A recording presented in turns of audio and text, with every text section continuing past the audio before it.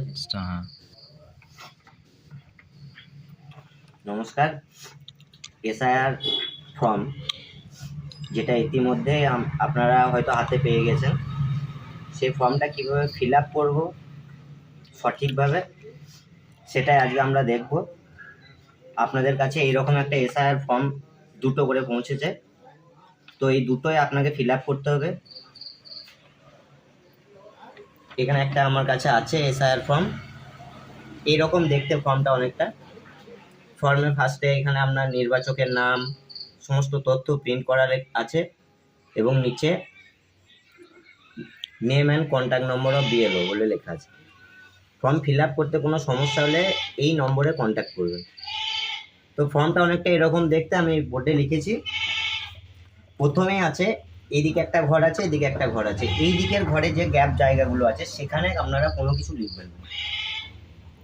এই দাগের পর থেকে এদিকে লিখতে শুরু করবেন। ফার্স্ট আছে জন্ম তারিখ।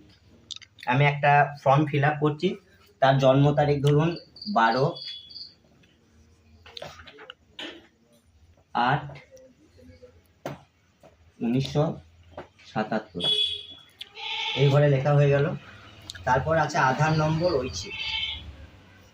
এখানে আমি তার আধার নম্বরটা লিখব 742562739810। নেক্সট আছে তার মোবাইল নম্বর। যার ফর্ম তার মোবাইল নম্বরটাই দেওয়ার চেষ্টা করবেন। তো এখানে আমি একটা নম্বর দিয়ে দিলাম।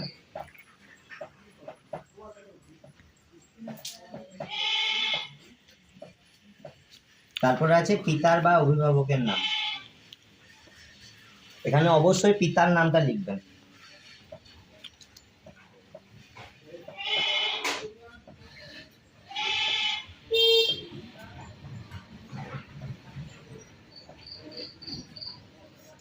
তারপরে আছে পিতার বা অভিভাবকের এপিক নম্বর।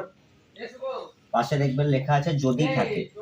যদি আপনি অভিভাবক বা পিতার এপিক নম্বর পান তাহলে লিখবেন, আর না হলে এই ঘরটা ফাঁকা রাখবেন। তারপর আছে মায়ের নাম। মায়ের নাম লিখবেন এখানে।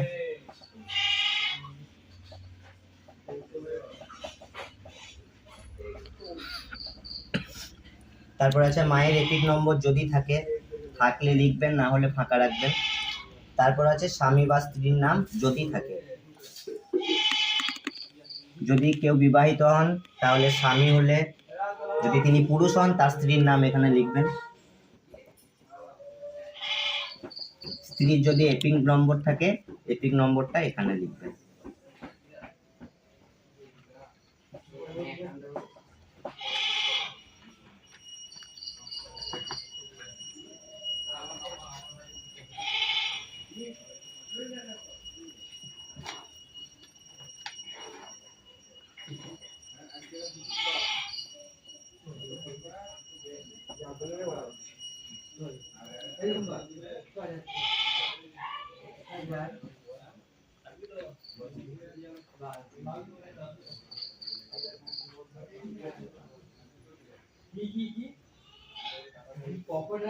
এই অবধি সবাইকেই ফিল আপ করতে হবে এবং এইখানে 2025 সালের যে ডাটা আছে সেই ডাটাটা ফিল আপ হবে।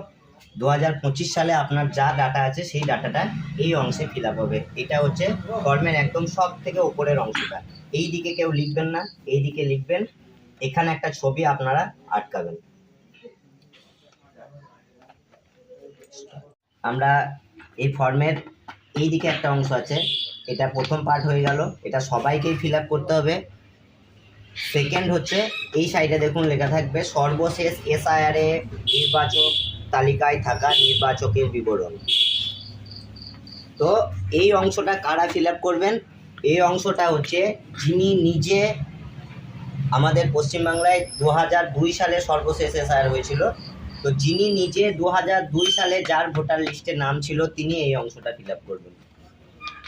যে ব্যক্তির 2002 সালের ভোটার তালিকার নিজের নাম আছে তিনি একমাত্র এই অংশটা ফিল আপ করবেন।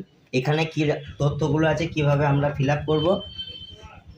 নির্বাচকের নাম 2002 সালে যা আছে ভোটার তালিকাটার তে যা আছে সেম টু সেম এখানে ফিল আপ করতে হবে। যদি আমার নাম 2002 সালে কোনো এক দাস থাকে, এখন আমার নাম কোনো এক বিশ্বাস হয়ে গেছে, এটা কোনো ম্যাটার করে না। 2002 সালে আমার যা ছিল আমি এখানে তাই ফিল আপ করবো। যদি এপিক নম্বর থাকে তাহলে ফিল আপ করবো, যদি এপিক নম্বর না থাকে তাহলে ফিল আপ করবো না। তো নির্বাচকের নামের জায়গায় এখানে আমি লিখবো কিছু একটা নাম, এখানে লিখলাম একটা নাম।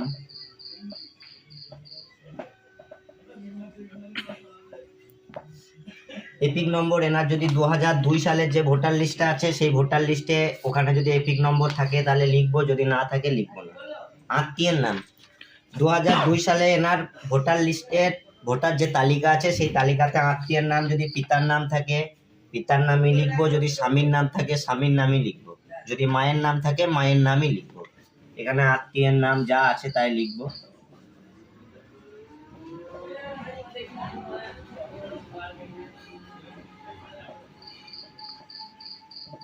তারপর আছে সম্পর্ক। এই সম্পর্কটা যার নাম লিখেছি আমি নির্বাচকের নাম, তার আত্মীয়ের নাম যেটা এখানে লিখেছি, তাদের দুজনের মধ্যে সম্পর্ক যা থাকবে সেটা লিখবো। ভোটার যে তালিকা সেখানে যা লেখা আছে, যদি লেখা থাকে স্বামী স্বামী তাহলে এখানে লিখবো স্বামী, মা লেখা থাকলে মাতা লিখবো, পিতা লেখা থাকলে পিতা লিখবো। জেলা 2002 সালে নির্বাচক তালিকাটায় যে জেলা ছিল, যদি বর্ধমান থাকে বর্ধমান, মেদিনীপুর থাকলে মেদিনীপুর, যে জেলা ছিল সেই জেলার নামে লিখতে হবে। এখন বর্তমানে কোন জেলা হয়েছে সেটা ম্যাটার করে না। এখানে 2002 সালে বর্ধমান জেলা ছিল, বর্ধমান লিখলাম। রাজ্যের নাম পশ্চিমবঙ্গ।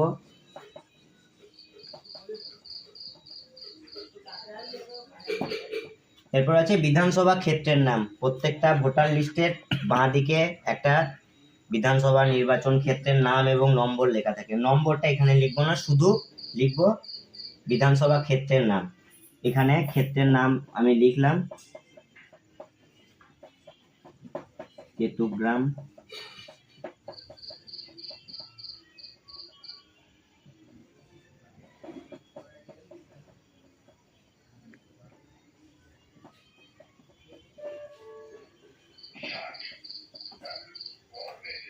কেতুগ্রাম তপশিলি জাতি।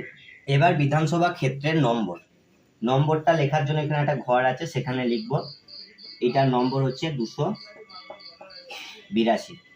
অংশ নম্বর ভোটার তালিকার বাঁ দিকে লেখা থাকে অংশ নম্বর, এর অংশ নম্বর ছিল 178 লিখলাম। ক্রমিক সংখ্যা ভোটার তালিকায় এরকম করে একটা ক্রমিক সংখ্যা লেখা আছে, সেই ক্রমিক সংখ্যাটা এখানে লিখবো। ধরুন এনার ক্রমিক সংখ্যা 895। এটা হলো 2002 সালে নির্বাচকের নাম, নিজের নাম যদি ভোটার তালিকায় থাকে। এই অংশটা হচ্ছে এই ফর্মের পার্ট বি। এটা তারাই ফিল আপ করবেন যাদের নিজের নাম 2002 সালের ভোটার লিস্টে আছে। প্রথম দুটো পার্ট হয়ে গেছে, এবার লাস্টের 3 নম্বর পার্ট। এইখানটায় দেখবেন আপনারা লেখা আছে আত্মীয়ের বিবরণ, যার নাম পূর্ববর্তী কলামে সর্বশেষ এসআইআর এ দেওয়া আছে।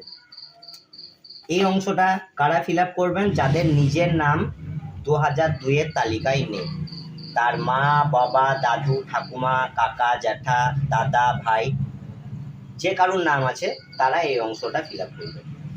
আমি একটা ফিল আপ করে দেখাচ্ছি। এখানেও তথ্যটা এই বাঁ দিকের ঘরের প্রায় সমানই আছে, তো একবার দেখে নিন। এইখানটায় প্রথমে আছে নাম, এখানে আমি একটা নাম লিখলাম।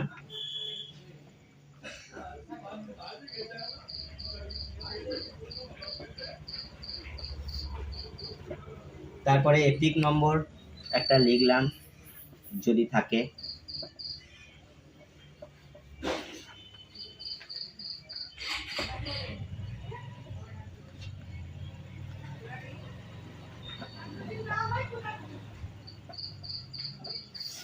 তারপরে আত্মীয়ের নাম, এখানেও আত্মীয়ের নাম, যার নাম এখানে লিখেছি তার ভোটার তালিকায় ওই 2002 এর লিস্টে যে আত্মীয়ের নামটা আছে সেই আত্মীয়ের নামটাই লিখবো। হয়তো দেখা গেল এনার নাম যা আছে সুশান্ত দে, এনার আত্মীয়ের নাম হয়তো আছে সংবরণ দে, তাহলে এটা এখানে লিখলাম। সম্পর্ক, যার নাম এখানে লিখেছি তার সঙ্গে এই ব্যক্তির সম্পর্ক দিয়ে। এই সুশান্ত দে আর সংবরণ দে, ওখানে 2002-এর তালিকায় লেখা আছে কি সম্পর্ক, হয়তো দেখা গেল এনার নাম হচ্ছে, এদের দুজনের মধ্যে সম্পর্ক হচ্ছে পিতা, এখানে লিখলাম পিতা। তারপরে জেলা যেমন বললাম আগে, হয়তো এখানে জেলা ছিল বর্ধমান, রাজ্যের নাম পশ্চিমবঙ্গ,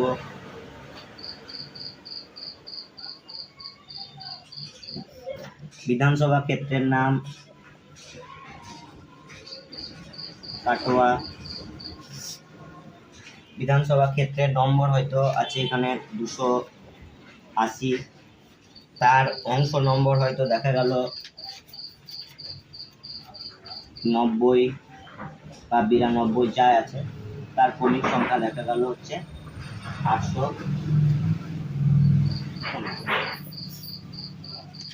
এই অবধি ফিল আপ হবে। এইখানটায় একটু কনফিউশন সবারই হচ্ছে, এখানে যে সম্পর্কটা, এখানে সম্পর্কটা আপনি এখানে নির্বাচকের নাম যা লিখেছেন তার এপিক কার্ডে আত্মীয়ের নাম যা আছে তাই লিখবেন, তাদের দুজনের মধ্যে সম্পর্কটা লিখবেন। আপনার সুবিধার জন্য যদি আপনার মনে হয় যে ওই প্রথমে যার নামটা ফিল আপ করেছেন, এইখানে যার নামটা ফিল আপ করেছেন এর সঙ্গে এর সম্পর্ক, এটা কিন্তু এখানে লেখার দরকার নেই। যদি আপনার মনে হয় লিখবেন, তাহলে যেখানে নির্বাচকের নাম লিখেছেন, হয়তো দেখা গেল এই ব্যক্তি যার নাম উপরে ফিল আপ করেছেন তার দাদু হয়, তাহলে আপনি এখানে লিখলেন দাদু বা ঠাকুরদা, যা হবে সেটা আপনি এখানে লিখতে মনে করলে লিখতে পারেন। কিন্তু এই সম্পর্কের জায়গায় যার নাম এখানে দিয়েছেন, যার নাম এখানে দিয়েছেন, তাদের দুজনের মধ্যে সম্পর্কটা আপনাকে লিখতে হবে। এটা হচ্ছে পার্ট 3, 3 নম্বর অংশ। এরপর দেখুন এই ফর্মের একদম নিচে লেখা আছে নির্বাচক বা পরিবারের যে কোনো সাবালক সদস্যের স্বাক্ষর, বাম হাতের বৃদ্ধাঙ্গুষ্ঠের ছাপ, আত্মীয়তার ধরন উল্লেখ করুন তারিখ সহ। এই অংশটায় আপনারা কি লিখবেন বলছি। এরপর ফর্মের একদম শেষ অংশ, এখানে লেখা আছে নির্বাচক বা পরিবারের যে কোনো সাবালক সদস্যের স্বাক্ষর, বাম হাতের বৃদ্ধাঙ্গুষ্ঠের ছাপ, ব্র্যাকেটে আত্মীয়তার ধরন উল্লেখ করুন তারিখ সহ। এখানে আপনি বা আপনার পরিবারের যে কেউ সই করবেন।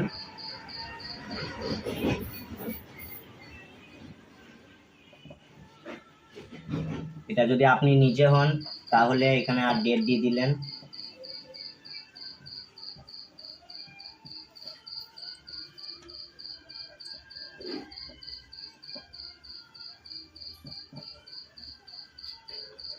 আর যদি আপনি নিজে না হন তাহলে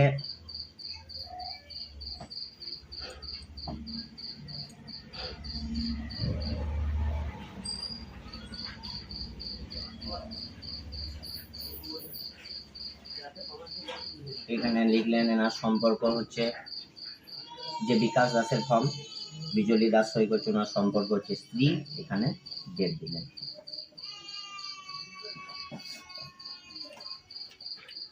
নিচে এই অংশটার নিচে দেখবেন লেখা আছে বিএলও স্বাক্ষর। আপনাদেরকে এরকম দুটো ফর্ম দেওয়া হয়েছে, ইনিউমারেশন ফর্ম।